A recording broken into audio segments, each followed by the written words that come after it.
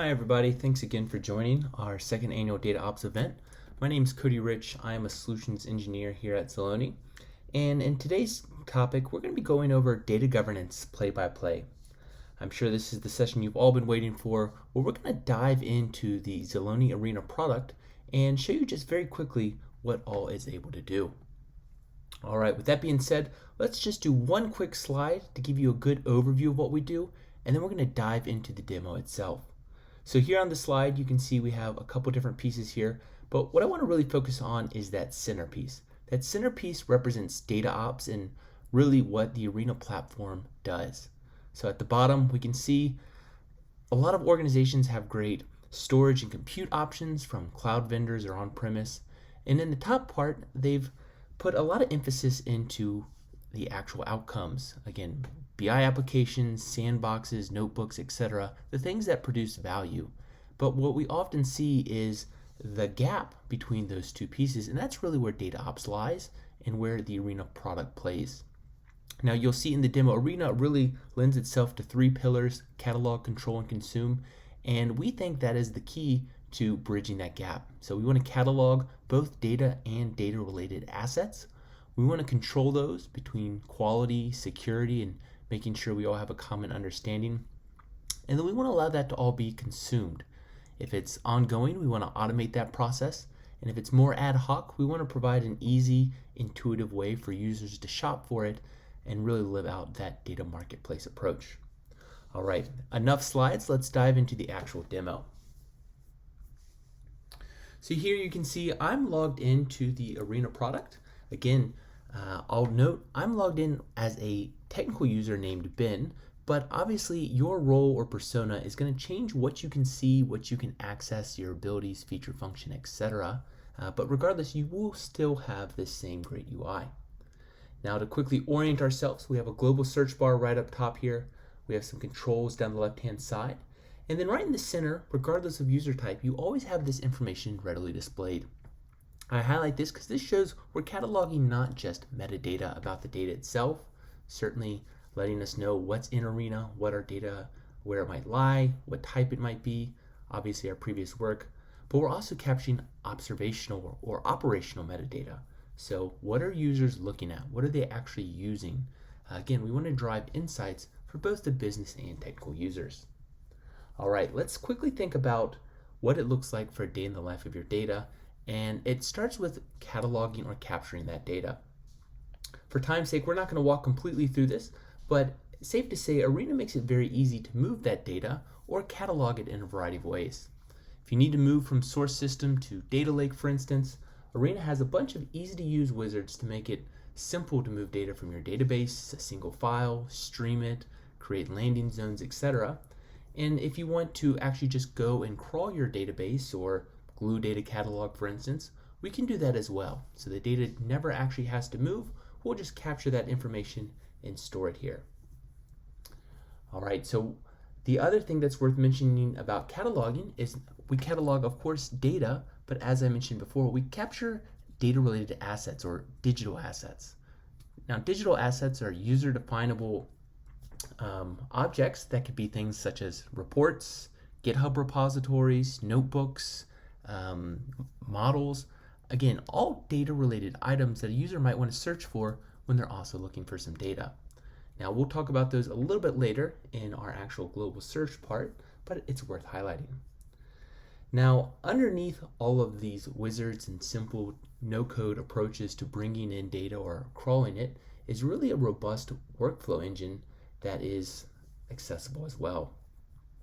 Navigating to my workflow engine, you can see we have a variety of different workflows, and these can be broken up and reused so that they can be scheduled, automated, and utilize things like namespace variables so you can have a standardized data quality pipeline, for instance, across all of your various data types.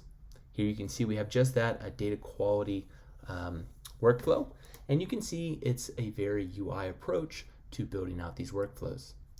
Now, there's a bunch of different controls, and we're not going to go through each of those, again, certainly for time's sake, but we make it very simple and provide a low-code, no-code manner to moving data, transforming it, but we also give you the flexibility, if you have already written some code in Java, Python, Spark, etc., go ahead and implement that there as well.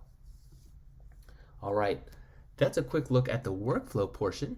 So let's say, for instance, we've captured some data, maybe we've done various workflows, enriching it, cleansing it, doing all the important things that are helping us control and ensure we have good, rich data.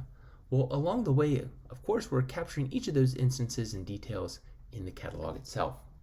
So if I wanted to look at that, I could certainly go to the catalog, or I can utilize that global search bar that we spoke of. Here I'll search for the word customer, and you can see I get a variety of results back. Again, this includes tables, entities, data sets in general, but also workflows, data quality rules, glossary terms, all different items that Arena is going to capture. So again, users have one simple search bar. In this case, let me go and filter down to entities. I'll select my project, which in this case will be maybe an online bank. And then finally, I have other options now that I've selected entity, and let's implement data in the raw zone. All right, we now have 3 different approaches here.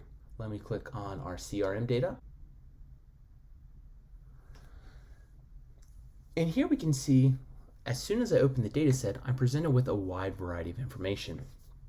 Things like labels, descriptions, different custom attributes can be filled in and provide context by a technical user.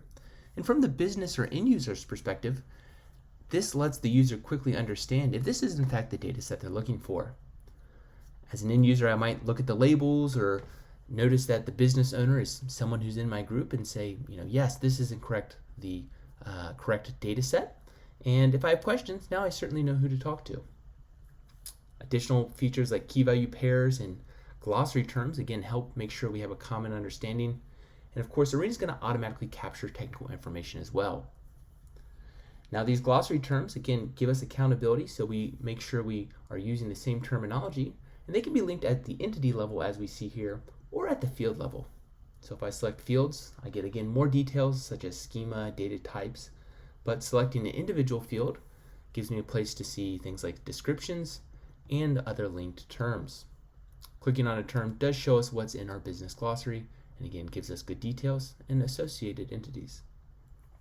Now, because I'm logged in as a technical user, you may notice I have the ability to go and actually add those data privacy and data quality rules we spoke of.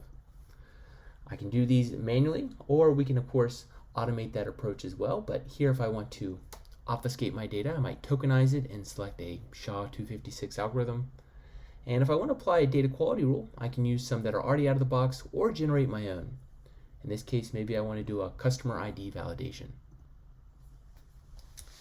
Next, we have data profiling. This just gives us good statistical information, again at entity and field level, so I can, again, better understand the data set. And in this case, our data has already been profiled, but users can run it ad hocly with one click of a button. Ingest history shows how fresh the data is, and data quality gives us an overview report of how our data quality rules passed. Again, in this case, we've already run those, but like data profiling, we can run our data quality and data privacy rules directly with a click of a button. Data preview, as you would expect, just gives us a quick glimpse at our data sets. And then finally, our lineage actually shows us everything that's been done to our data. So any changes that have been made in our workflows, as I mentioned, are automatically captured by Arena. In this case, we can see we have some raw data. Data quality was applied. We broke it up into good data and bad data. And I can keep drilling down, seeing the tokenization, how the data progresses through our different zones, and it is even joined together with various data sets. And as you'd probably expect, we can jump in and click on any of these and dive in to better understand that data. Now that users have really understood and grasped if this is the correct data or not via the various tabs, the final piece is really delivering the data to the users in a meaningful way. In Arena, we can do that 2 different ways. If a user does not actually have access to the underlying data, they'll see the entity but won't be able to preview it, but they can request access using our data access request.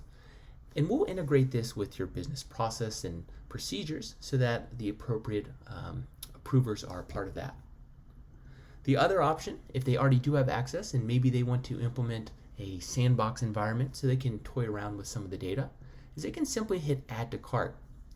Much like an online shopping experience, users can filter and select down, but they might just want to go ahead and take it all and add it to their cart, and they can continue shopping for all the data they want. Once they've captured all the data, they can click on their cart and check out, and they again have a user-definable process to display what they need. Maybe we want to provide some details or have different drop downs for various governance measures.